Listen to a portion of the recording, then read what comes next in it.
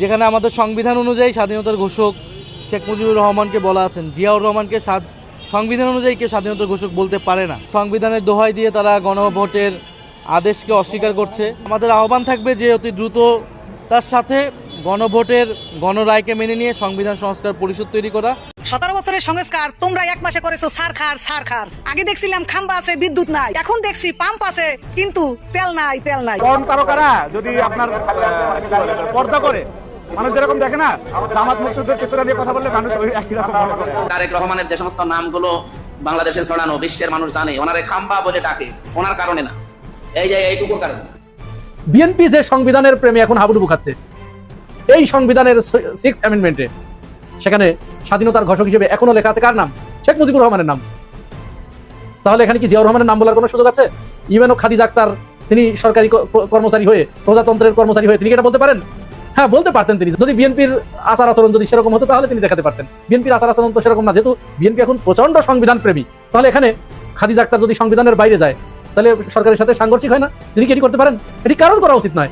এবং শুধু তাই নয়, এই ক্ষেত্রে বাংলাদেশের জনগণের উচিত নয় এটা কোনো মতো অবস্থায়। কারণ সরকার যেখানে সংবিধানের প্রেমে গদগদ হয়ে গেছে, তাহলে আমরা কেন আম পাবলিক ওই সংবিধানের বাইরে যাবো? তিনি তো মামলা টামলা ঠুকে দিতে পারেন। দর্শক, অতঃপর প্রশ্ন এসেছে যে তাহলে কি 24-এর আন্দোলন কেন্দ্রিক যে পুলিশ হত্যার ঘটনা ঘটেছে সেই পুলিশ হত্যার বিচার হবে? পুলিশ হত্যার ব্যাপারে তদন্ত হবে এবং তদন্তে যারা দোষী তারা কি বিচারের মুখোমুখি হবেন, তাদেরকে বিচারের মুখোমুখি করা হবে? প্রশ্নটা কেন এসেছে? প্রশ্নটা নতুন আইজিপির আজকের একটি বক্তব্যের প্রেক্ষাপটে এসেছে। আমাদের বর্তমান আইজিপি সাহেব আলী হোসেন ফকির, উনি কিন্তু এক এক সময় এক এক কথা বলেন ভাই। উনি কিছুদিন আগে একবার বলছিলেন, মনে আছে আপনাদের, যে পুলিশ হত্যার বিচার হবে, এবং ওইটা নিয়ে তখন বেশ তোলপাড় হয়েছে। যেমন কি ধরেন, এই কথাটা প্রথম ফখরুল ইসলাম আলমগীর সাহেব বলছিলেন যে পুলিশ হত্যার বা জুলাইয়ের সময় যে সমস্ত হত্যাকাণ্ড হয়েছে সেগুলো নিয়ে বিচার আচার হবে। তখন সাংবাদিক মহোদয়রা আপনার আমাদের স্বরাষ্ট্রমন্ত্রীকে জিজ্ঞেস করছিলেন যে স্যার এরকম কোনো কথাবার্তা আপনাদের মধ্যে হচ্ছে কিনা। স্বরাষ্ট্রমন্ত্রী স্টেট বলছে আমি তো এই ধরনের কোনো কথা বলি নাই। বাংলাদেশে জামাত ইসলাম এবং এনসিপি এক বিরাল ঘটনা ঘটিয়ে দিয়েছে।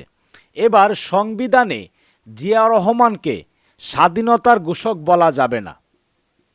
সংবিধানে আছে স্বাধীনতার ঘোষক শেখ মুজিবুর রহমান, আর সংবিধানে নেই, এই জন্য জিয়া রহমানকে স্বাধীনতার ঘোষক বলা যাবে না। এবার এমনইভাবে মন্তব্য করেছেন এনসিপির মুখপাত্র নাহিদ ইসলাম।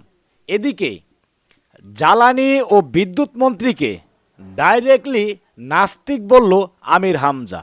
যে আমির হামজা কিছুদিন পর পর এক একটা কথা বলে ভাইরাল হয়ে আবারও প্রকাশ্যে লাইভের মাধ্যমে এসে ক্ষমা চায়, সেই আমির হামজা আবারও বিদ্যুৎ মন্ত্রীকে নাস্তিক বলল।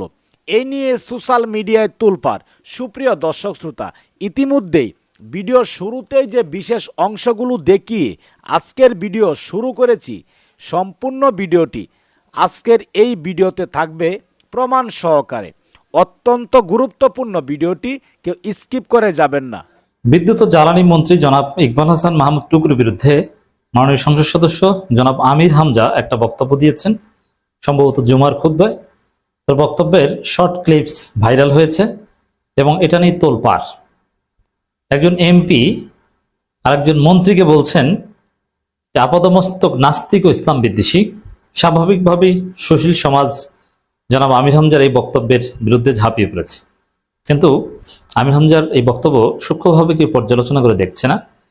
তিনি কেন বলেছেন, কি বলেছেন, কি বোঝাতে চেয়েছেন, এবং অতি সূক্ষ্মভাবে যদি দেখা হয়, এবং রিয়ালিটি এটাই যে বাংলাদেশের মানুষ আমির হামজার পক্ষে আছে এবং তার এই বক্তব্য পছন্দ করছে, এবং আলেম ওলামাদের একটা অংশ এবং ফিকি স্কুল অফ থটের একটা অংশ এই বক্তব্যকে অ্যাপ্রিসিয়েট করে।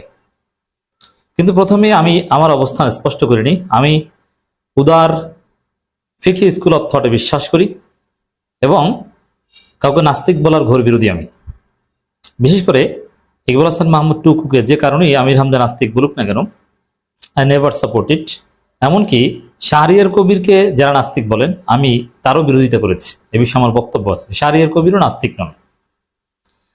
ইসলামের বিরুদ্ধে অবস্থান নেওয়া, ইসলামের বিরুদ্ধে বলা, আরো নানান বিষয় বলতে পারেন, কিন্তু আমার থিওরি হচ্ছে যে কেউ যদি বলে যে আল্লাহ এক, মুহাম্মদ সাল্লাল্লাহু আলাইহি ওয়াসাল্লামকে আমি শেষ নবী মানি, ইসলামের মৌলিক আরকানগুলোকে বিশ্বাস করেন বলে তিনি নিজে স্বীকার করেন, তাহলে সে মুসলিম। আমার এত দায় থাকে নাই তাকে নাস্তিক বানিয়ে দিতে, তবে তার ভুল বক্তব্যের সমালোচনা করব। কিন্তু আমির হামজা যেটা বলেছেন তার বক্তব্য না বুঝে অনেকে সমালোচনা করছেন। আমির হামজার বক্তব্যের ভিত্তি আছে এবং জনগণ অনেকে বলছে যে ঠিকই বলেছেন। এই মুহূর্তে কেন আমির হামজার বক্তব্যের পক্ষে জনগণ?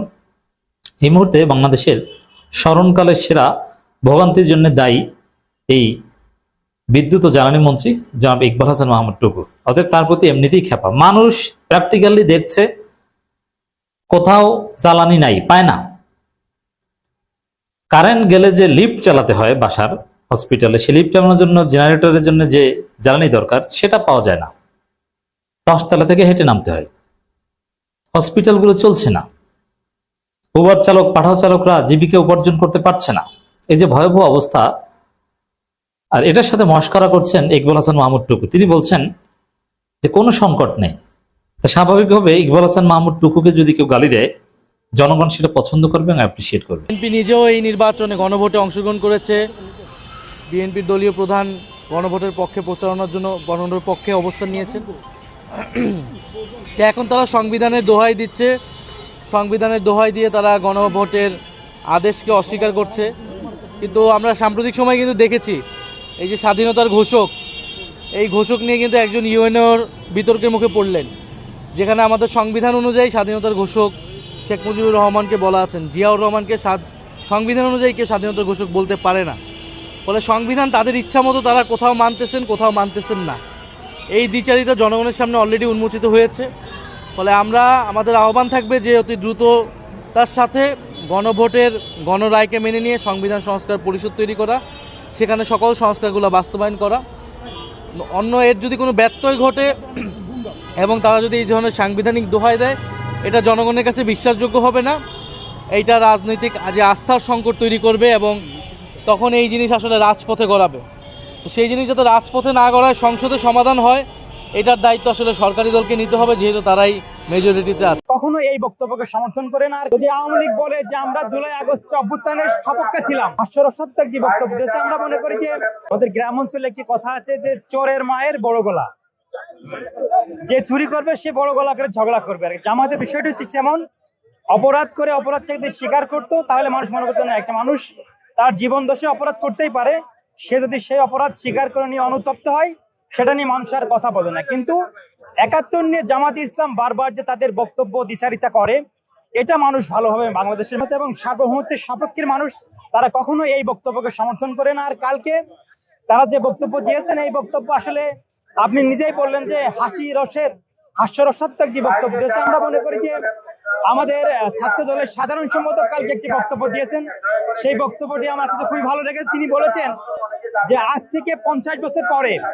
যদি আওয়ামী লীগ বলে যে আমরা জুলাই আগস্ট অভ্যুত্থানের সপক্ষে ছিলাম, সেইটি যেমন হাস্যরসের সৃষ্টি করবে, ঠিক তেমনি কিন্তু গতকালকে যে শিবির স্লোগান দিয়েছে যে স্বাধীনতা এনেছে, স্বাধীনতা রাখবো, ৭১ তারা স্বাধীনতা বিরোধী, মুক্তিযোদ্ধা বিরোধী কাজ করেছে এবং এখন তারা এসে এই স্লোগান দিচ্ছে। আমরা মনে করি এই দুইটা প্রশ্ন একেবারে আওয়ামী লীগের ক্ষেত্রে যেমন হতে পারে, তারা যদি 50 বছর পরে এসে বলে যে আমরা জুলাই আগস্ট আন্দোলনের পক্ষে ছিলাম, ঠিক তেমনি জামাত ইসলাম 50 বছর পরে এসে বলছে আমরা স্বাধীনতার পক্ষে ছিলাম। আমরা মনে করি দুটি বিষয় সেম জিনিস, তারা